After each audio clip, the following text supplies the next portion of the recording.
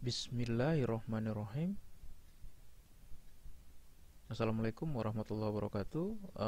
Kita lanjut pada materi berikutnya, masih tetap tentang ekosistem perairan. Kali ini kita akan mengulas tentang ekosistem perairan danau.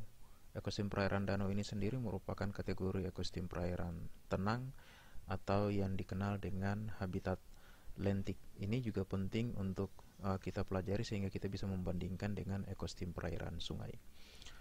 Kalau kita berbicara mengenai ekosistem perairan danau, danau sendiri merupakan suatu badan air alami yang selalu tergenang sepanjang tahun dengan kedalaman yang bervariasi, sehingga membentuk stratifikasi perairan secara vertikal akibat perbedaan suhu, nutrien, dan intensitas cahaya matahari yang masuk pada kolom perairan. Nah, danau adalah badan air alami yang berukuran besar, dikelilingi oleh daratan dan tidak berhubungan dengan laut kecuali melalui sungai. Eh, Kalau kita berbicara tentang pengelompokan danau, danau ini sendiri terbagi atas dua berdasarkan proses terjadinya, yaitu danau alami yang merupakan danau yang terbentuk akibat kegiatan alamiah, misalkan kegiatan vulkanik atau letusan gunung berapi maupun kegiatan tektonik atau gempa bumi, dan danau buatan atau danau yang dibentuk secara sengaja oleh kegiatan manusia untuk mendukung aktivitas manusia seperti untuk pertanian, pembangkit listrik dan sebagainya. Contohnya adalah bendungan. Untuk pengelompokan perairan danau berdasarkan produksi material organik, danau terbagi atas tiga, yaitu danau oligotropik, mesotropik, dan eutrofik. Oligotropik adalah tipe danau yang dalam dengan tingkat kejernihan air dapat mencapai 8 meter, miskin nutrien, tumbuhan litoral jarang, dan kepadatan plankton rendah tetapi keragamannya tinggi. Sementara danau mesotrofik adalah tipe danau dengan tingkat kejernihan yang cukup, kandungan nutrien sedang, dan merupakan peralihan antara sifat danau oligotrofik dan eutrofik. Dan yang terakhir adalah danau eutrofik, adalah tipe danau yang dangkal dan kaya nutrien, tumbuhan litoralnya melimpah, fitoplanktonnya sangat produktif, tingkat penetrasi cahaya rendah karena sering terjadinya kekeruhan, dan mengandung bahan organik uh, yang juga tinggi. Nah, pengelompokan ini tentunya sangat tergantung terhadap aktivitas antropogenik yang mempengaruhi kondisi danau yang dari oligotropik bisa meningkat menjadi eutrofik.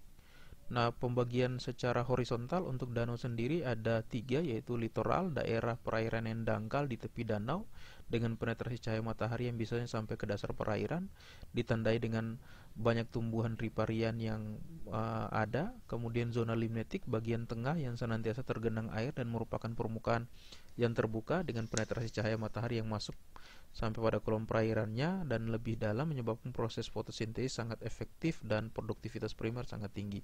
Sementara yang terakhir adalah zona profundal, adalah zona dasar perairan danau dengan penetrasi cahaya matahari tidak dapat mencapai dasar perairan. Ini adalah tiga zonasi secara vertikal.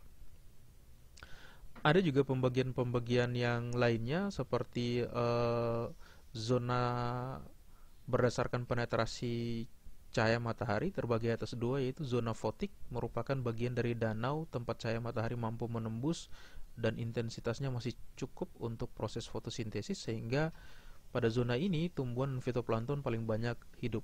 Sementara zona afotik merupakan bagian danau yang lebih dalam sehingga tidak mendapat cahaya matahari atau intensitas cahaya tidak mencukupi lagi untuk proses fotosintesis bagi tumbuhan. Ada juga pembagian danau stratifikasi danau berdasarkan temperatur, yaitu epilimnion, metalimnion, dan hipolimnion. Epilimnion terletak pada kolom air bagian atas, perairannya cukup seragam dan mengalami sirkulasi yang baik. Pada lapisan ini, proses fotosintesis dapat berjalan dengan baik. Zona hipolimnion terletak di bagian bawahnya, ada yang dingin dan relatif tidak ada arus. Pada lapisan ini sudah tidak terjadi fotosintesis. Sementara metalimnion terletak di antara kedua zona ini, di mana ditandai dengan perubahan suhu secara drastis yang kadang dikenal zona ini sebagai zona lapisan thermocline. Kemudian terkait dengan pembagian zona ini, ada juga zona-zona pembagian secara spesifik di zona litoral, yaitu ada zona vegetasi tersembul, kemudian ada zona yang daunnya terapung, dan juga ada zona vegetasi tenggelam. Tentunya memiliki adaptasi yang berbeda-beda sesuai dengan zonanya. Untuk zona litoral untuk vegetasi tersembul sendiri ini CO2 diambil dari udara dan nutrien diperoleh dari sedimen, dan vegetasinya berfungsi sebagai pompa nutrien. Contoh seperti beberapa jenis tumbuhan yang ada, dan vegetasi ini juga bermanfaat sebagai asosiasi biota untuk mencari makanan dan perlindungan dan sebagainya. Sehingga zona ini juga sangat mendukung. Nah, untuk zona kedua itu zona vegetasi yang daunnya terapung seperti teratai. Ini juga penting sebagai area tempat bertelur maupun tempat pemijahan bagi beberapa jenis biota. Nah, yang terakhir adalah zona vegetasi tenggelam. Tentunya vegetasi yang hidup itu sudah mampu hidup dalam kondisi yang terendam air. Kemudian faktor pembatas seperti suhu, kedalaman, arus, kekeruan, dan oksigen terlarut. Suhu air akan menurun dengan meningkatnya kedalaman sampai batas zona fotik, dan setelah itu suhu relatif stabil, dan perairan danau menyebabkan terjadinya stratifikasi suhu secara vertikal. Umumnya terjadi seperti itu, tidak seperti perairan sungai. Kemudian kedalaman, danau memiliki kedalaman yang tinggi, dan ini menjadi faktor pembatas bagi kehidupan organisme untuk tersebar luas. Karena kedalaman akan berkorelasi dengan faktor fisika kimia yang lain seperti suhu, daya tembus cahaya matahari, tekanan hidrostatis, dan lain sebagainya, sehingga hanya organisme-organisme tertentu saja yang mampu tersebar luas. Kemudian arus air cenderung bergerak vertikal karena proses umbalan atau pengangkatan massa air pada saat-saat tertentu, dan ini akan sangat mempengaruhi di mana contoh yang kita dapatkan, yang kita ketahui dari berbagai media, biasanya ikan yang dipelihara di keramba jaring apung pada danau itu biasanya mati mendadak, itu karena proses pengangkatan massa air dari dasar perairan yang rendah oksigen terlarut kemudian sampai ke permukaan, sehingga menyebabkan ikan kehabisan oksigen terlarut untuk proses metabolisme dan akhirnya mati mendadak. Kekeruhan pada awal pembentukan danau itu sendiri kekeruhannya rendah, namun dengan aktivitas antropogenik menyebabkan kekeruhan tentunya akan semakin meningkat. Dan untuk oksigen terlarut, sumber oksigen terlarut terutama dari pengikatan langsung dari udara dan aktivitas fotosintesis dari fitoplankton maupun tumbuhan-tumbuhan lainnya. Nah, faktor-faktor pembatas inilah yang kemudian perlu kita pahami untuk bagaimana menghindari terjadinya peningkatan beberapa parameter lingkungan yang dapat menyebabkan organisme-organisme perairan yang berasosiasi akan menyebabkan kematian dan sebagainya. Untuk komunitas biotik di perairan danau dapat meliputi fitoplankton, zooplankton, bentos, perifiton, nekton, maupun salmon. Semua organisme ini tentunya memiliki posisi dan peran strategis pada komunitas perairan danau, sehingga jika keberadaannya berlebihan atau keberadaannya sangat minim, tentunya akan mempengaruhi keseimbangan ekologis melalui proses rantai makanan atau sehingga di dalam pengolahan perairan danau sebaiknya keberadaan berbagai organisme ini perlu dipertahankan. Misalkan ada beberapa jenis ikan tertentu yang tentunya ada yang sifatnya herbivore untuk memakan tumbuhan hijau atau fitoplankton dan sebagainya. Jika keberadaannya hilang, maka tentunya pertumbuhan yang besar dari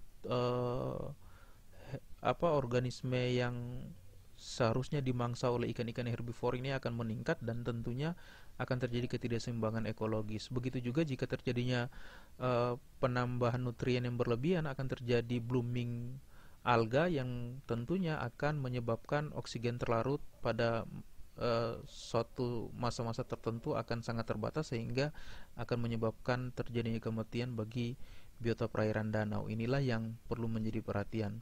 Untuk aktivitas antropogenik dan dampaknya sama dengan ekosistem perairan sungai, ada polusi dari bahan organik, limbah rumah tangga, dan sampah merupakan salah satu sumber polusi. Polusi juga dari industri berupa patogen, toksin, penghilang oksigen, pengkayaan nutrien sering dibuang langsung ke lingkungan. Bahkan ada kasus-kasus jenis ikan invasif yang umum terjadi di perairan danau, baik di Indonesia maupun di beberapa negara lainnya. Misalkan keberadaan ikan nila yang justru telah menggeser keberadaan ikan-ikan asli yang khas di perairan danau di Indonesia. Ini tentunya akan menjadi persoalan di mana ikan-ikan asli menjadi jarang ditemukan, sementara ikan-ikan introduksi yang memiliki pertumbuhan cepat justru menjadi dominan. Kemudian juga ada tumbuhan air eksotik seperti eceng gondok. Kalau kita sering lihat di perairan danau itu biasanya pertumbuhannya sangat masif sekali, sehingga dapat menghambat pergerakan aktivitas-aktivitas manusia yang memanfaatkan perairan danau untuk berbagai kebutuhannya sehari-hari. Aktivitas antropogenik lainnya seperti pembuangan sampah plastik yang tidak bisa terdegradasi sehingga menurunkan nilai estetika dari perairan danau itu sendiri. Kemudian penebangan hutan yang dapat menyebabkan kekeruan yang tinggi yang masuk melalui runoff atau melalui aliran sungai ke danau yang dapat menyebabkan pendangkalan danau, maupun aktivitas penambangan emas yang dapat membuang limbah tiling yang mengandung limbah berbahaya seperti merkuri. Kemudian ini adalah perbedaan antara perairan lotik seperti sungai dan perairan tenang seperti danau. Pada perairan sungai terdapat arus sebagai faktor yang dominan, sementara pada perairan danau relatif kurang. Kemudian terjadi pertukaran massa air yang lebih baik antara lapisan permukaan dan lapisan dasar perairan pada sungai, sementara di danau jarang terjadi. Pada perairan sungai kadar oksigen terlalu tinggi karena adanya arus, sebaliknya pada perairan danau rendah. Percampuran zat dan unsur hara pada perairan mengalir lebih sering terjadi dibandingkan pada perairan tenang, dan perairan sungai jarang terjadi stratifikasi perairan secara vertikal seperti yang terjadi pada perairan danau, karena arus perairan sungai relatif kuat dan sungai sendiri relatif dangkal, berbeda dengan danau yang relatif dalam dan jarang terjadi arus secara horizontal, terkecuali arus-arus yang terjadi secara vertikal, itu pun pada saat-saat tertentu. Mungkin itu yang bisa Bapak sampaikan. Kalian bisa mempelajari buku ekologi perairan maupun buku-buku ekologi terkait untuk mendalami tentang ekologi perairan danau. Sekian.